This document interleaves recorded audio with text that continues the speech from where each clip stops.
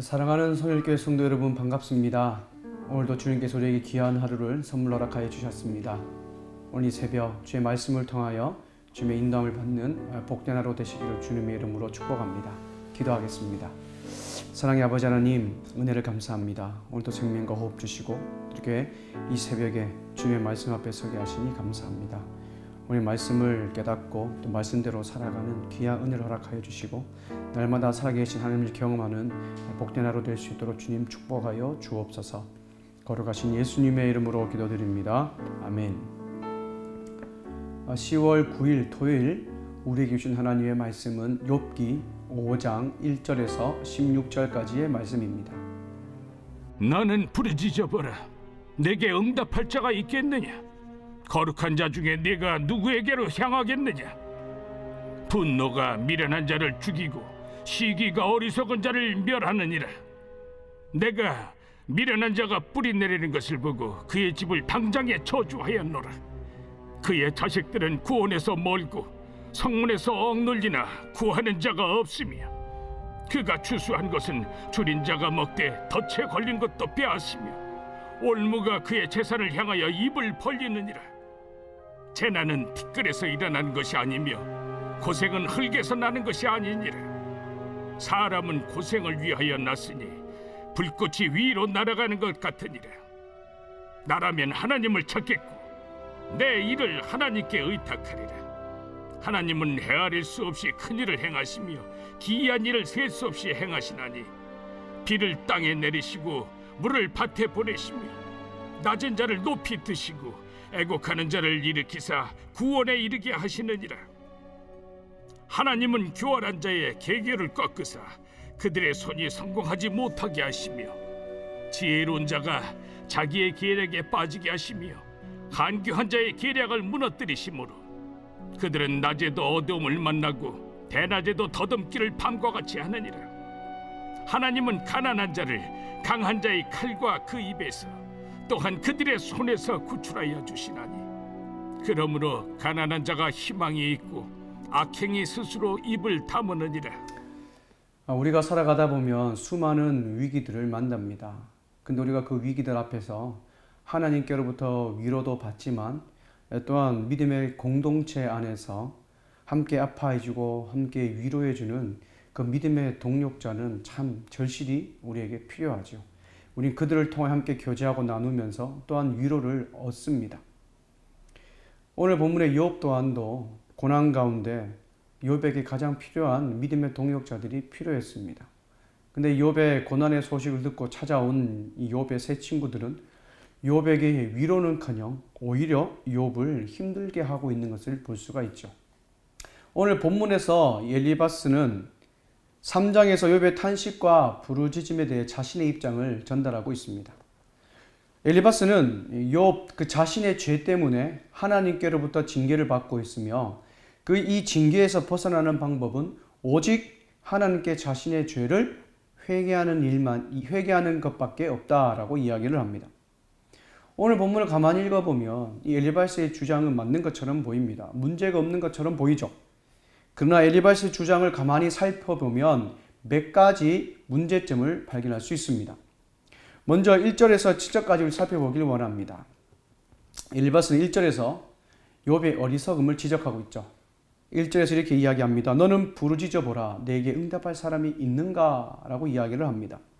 그리고 심지어 거룩한 자 중에서도 너를 도와주고 너를 구원할 자가 없다라고 이야기를 하죠. 즉 하늘의 천사라 할지라도 욥을 도와 구원해 줄 수 없다라는 겁니다. 그 이유가 무엇입니까? 그것은 바로 욥이 죄인이기 때문에 그렇다는 거죠. 따라서 죄인이 아무리 하나님께 부르짖어 보아야 하나님의 응답이 없다라고 이야기를 하는 것입니다. 더 나아가 엘리바스는 2절에서 분노가 미련한 자를 죽이고 시기가 어리석은 자를 멸한다라고 이야기를 합니다. 이 말은 무엇이냐면 욥이 3장에서 자신이 당한 이 고난 때문에 탄식하며 하나님께 부르짖었습니다. 근데 이 엘리바스는 욥의 이 탄식과 부르짖음이 분노와 시기로 보았던 것이죠. 일이 잘 풀리지 않는 악한 사람의 분풀이로 욥의 고백을 단정지어 버린 것입니다. 그래서 욥을 미련하고 어리석은 자의 모습과 같다라고 이야기를 하는 것이죠. 그리고 엘리바스는 욥과 같이 미련하고 어리석은 자들 앞에서 얼마나 의로운 삶, 죄를 짓지 않는 삶을 살았는지 스스로 자랑하고 있죠. 3절을 보십시오. 3절 이렇게 이야기합니다. 엘리바스는 욥처럼 미련하고 어리석은 자들을 자신이 저주했다라고 이야기를 합니다. 그리고 어리석고 미련한 자의 성공은 오래가지 못한다라고 이야기를 하면서 4절과 5절에 이렇게 말합니다. 미련하고 어리석은 자의 자녀들은 반드시 멸망당할 것이며 성문에서 재판을 받아 유죄 선고받으나 도와줄 자가 없으며 모든 재산을 다 잃어버린다라고 이야기하고 있죠. 그래서 욥에게 잘 생각해보라 라고 이야기를 하고 있습니다. 고난이 난데없이 생겨난 것이 아니라 무언가 원인 때문에 이 고난이 생겼으니 너의 잘못이 무엇인지 잘 생각해보라 라고 이야기를 하고 있는 것이죠. 사랑하는 여러분, 엘리바스는 지금 하나님과 욥 앞에서 너무나 큰 실수를 범하고 있습니다. 마치 자신은 의로운 사람이기에 죄인을 저주할 만한 위치에 있다라는 그 입장을 은근슬쩍 나타내고 있습니다. 상대방이 당한 어려움을 이해해주고 공감해주기는커녕 오히려 지금 상처를 주고 있는 것이죠. 욥은 한순간에 10명의 자식과 모든 재산을 다 잃어버렸습니다. 근데 엘리바스는 그 아픔을 알고 있는지 모르고 있는지 상관없이 자식의 멸망과 재산을 잃어버린다는 말을 직접적으로 욥에게 하고 있죠. 자식이 죽고 재산을 빼앗기는 그 원인이 욥에게 있다라고 이야기를 하고 있습니다. 사랑하는 여러분, 엘리바스의 문제점이 무엇입니까? 엘리바스의 문제점은 자신이 모든 인간은 죄인이다라고 고백했음에도 불구하고 거기에 자신은 포함되지 않는 태도로 오히려 사람을 저주하며 고통 가운데 있는 친구를 긍휼히 여길 줄 모르는 이 어리석고 교만한 자세를 보이고 있다는 것이죠. 사랑하는 여러분, 사랑하는 친구가 고통을 당할 때 이 엘리바스가 취해야 할 태도가 무엇입니까? 자신의 이론이 아니라 위로와 공감과 긍휼의 마음으로 함께 아파하는 것이 이 엘리바스가 취해야 할 태도인 것이죠. 또 하나 엘리바스의 문제점은 1절에서 욥이 죄인이기 때문에 하나님께 부르짖어도 응답이 없고 구원을 받을 수가 없다라고 주장을 했습니다.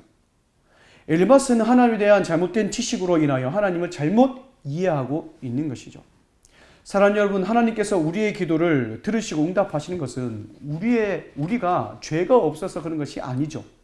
여전히 우리는 죄가 있지만 하나님은 죄인의 기도를 들어주시는 분이시다라는 것입니다. 시편 66편 18절에서 19절을 보면 분명히 하나님께서는 죄인의 기도를 들으신다라고 말씀을 하시죠. 내가 내 마음에 죄악을 품면 주께서 듣지 아니하시리라. 그러나 하나님이 실로 들으셨으며 내 기도 소리에 주의하셨도다 라고 기록하고 있습니다. 즉 엘리바스는 하나님은 죄인을 긍휼히 여기시고 죄인의 기도를 들으시고 용서하시고 응답하시는 은혜로우신 분임을 깨닫지 못했던 것이죠. 사랑하는 여러분, 우리에게 이 엘리바스와 같은 모습이 있지 않는지 돌아보길 바랍니다. 우리의 위로가 필요한 자들에게 나는 어떠한 마음을 품고 또 어떠한 말과 어떠한 행동으로 그들에게 다가가고 있는지 우리 돌아보길 바랍니다. 이 위로라는 것은 참 어려운 것 같습니다. 왜냐하면 어려움을 당한 사람들의 이 상황을 우리가 100% 다 알 수도 없고 그 마음을 공감할 수 없기 때문이죠. 그렇지만 우리는 주님의 십자가 사랑을 받고 경험한 성도이기에 가장 먼저 하나님 앞에서 우리의 마음을 낮추며 고난당한 자들, 위로가 필요한 자들에게 우리의 말을 아끼고 먼저 다가가 위로해주며 기도해주는 성숙한 성도가 되어야 될 줄 믿습니다. 이제 갑자기 엘리바스는 8절에서 하나님을 찾으라 라고 이야기를 합니다. 그런데 앞에 단서가 있죠. 어떤 단서입니까? 나라면 하나님을 찾겠고 내 일을 하나님께 아뢰리라 라고 이야기합니다. 여기서 나 같으면 이라는 말은 욥에게 전혀 도움이 되지 않죠. 왜 그렇습니까? 엘리바스는 욥의 처지가 되어본 적이 없기 때문이죠. 엘리바스는 하나님께 어리석게 원망하는 이 자신의 신세를 한탄하기보다 하나님께 나가 회개하라고 이야기를 합니다. 그러면서 하나님이 어떠한 분인지 욥에게 장황하게 하나님에 대하여 설명하고 있죠. 9절에서는 하나님의 무한한 능력을 선포합니다. 그리고 10절에서는 자연 만물을 다스리신 분이심을 선포하고, 그리고 11절에서는 낮은 자를 높이시고 슬픈 자를 위로하시는 분, 12절에서는 악인이 성공하지 못하도록 막으시는 분, 그리고 13절, 14절에서는 악인의 계략을 무너뜨리시는 분, 마지막 15절, 16절에서는 악인에게서 약한 자를 보호하시는 분이심을 이야기하면서 하나님께 나아가 회개하고 하나님께 도움을 구해라 라고 욥에게 이야기를 하고 있습니다. 지금 엘리바스가 주장하는 하나님은 악한 자에게는 벌하시고, 그리고 가난하고 억울함을 당하는 자는 하나님께서 구원하시고 보호해 주시는 분으로 욥에게 설명하고 있습니다. 이런 맥락에서 욥은 어떠한 사람이냐면 분노와 시기가 가득한 미련한 자이며 어리석은 자라는 거예요. 그러니 하나님께 겸손히 나와 자신의 잘못을 인정하고 회개하여 하나님의 긍휼하심을 받으라라고 이야기를 합니다. 그러나 사랑하는 여러분, 우리는 욥이 어떻게 고난을 당하고 있는지 우리는 잘 알고 있지 않습니까? 욥이 지금 당하고 있는 고난은 엘리바스가 말하는 이 두 가지의 상황에 해당되지 않습니다. 욥이 당하는 고난은 욥이 죄악이 많아서 당하고 있는 것도 아니고, 욥이 억울한 일을 당하여 고난 당하고 있는 것도 아님을 우리는 압니다. 사랑하는 여러분, 지금 욥이 당하는 고난은 누구로부터 왔습니까? 욥이 악인이기 때문에 왔습니까?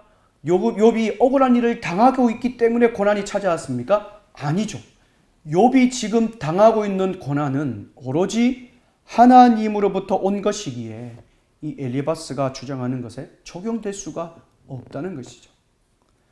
엘리바스는 욥에게 위로한다고 하지만 욥의 상황을 전혀 이해하지 못하고 욥의 고난이 어디서부터 왔는지 깨닫지 못하고 있는 것이죠. 그리고 자신이 깨달은 하나님의 지혜와 자신의 의의를 고난당하고 있는 욥에게 자랑하고 있고, 또한 자신은 지금 고난당하고 있지 않으니 욥보다 의로운 사람이라는 것을 은근슬쩍 지금 나타내 보이고 있는 것이죠. 지금 욥에게는 자신을 진정으로 위로해주는 그 친구가 절실히 필요한 상황입니다. 그러나 엘리바스는 고난 중에 있는 욥을 위로하고 공감하기보다 잘못된 태도와 섣부른 발언으로 오히려 욥을 힘들게 하고 있죠. 사랑하는 여러분, 우리 오늘 본문을 통해 말 한마디, 행동 하나, 권면이나 충고 하나 할 때도 엘리바스와 같은 말을 하는 것은 절대로 도움이 되지 않는다는 것을 발견할 수 있습니다. 따라서 우리는 주님의 말씀만이 사람을 살릴 수 있다는 사실을 기억하며 우리가 말씀의 사람이 되어야 될 줄 믿습니다. 그 주님의 말씀으로 위로하며 함께 슬퍼해주는 성숙한 성도가 되어 더 많은 사람들을 살리고 또 주님께로 이끌 수 있는 그런 우리 성일교회 성도님들 되시기를 주님의 이름으로 축복합니다. 기도하겠습니다. 사랑의 아버지 하나님, 은혜를 감사합니다. 오늘도 복된 날 허락하여 주시고 이 새벽에 주의 말씀 앞에 서게 하시니 감사합니다. 오늘 말씀을 통하여 내 자신을 돌아봅니다. 혹시 우리 마음 가운데 엘리바스와 같은 마음이 있다면, 엘리바스와 같은 생각과 그런 행동이 있다면 하나님 철저히 주님 앞에 낮아지게 해주시고 항상 주님 앞에 겸손한 마음으로 다른 사람들을 위로하고 섬기며 하나님 함께 슬퍼하고 함께 위로해주는 성숙한 성도가 되게 하여 주옵소서. 정말 그리하여 주님의 마음을 품고 위로하고 우리가 건네는 그 말 한마디가 많은 사람들을 위로하며 함께 생명을 살리는 귀한 일에 우리를 사용하여 주옵소서. 걸어가신 예수님의 이름으로 기도드립니다. 아멘. 사랑하는 성도 여러분, 다시 한번 이 말씀을 읽고 묵상하면서 우리에게 주신 하나님의 말씀을 다시 한번 깨닫고 말씀의 인도를 받는 복된 하루 되시기를 주님의 이름으로 축복합니다. 감사합니다.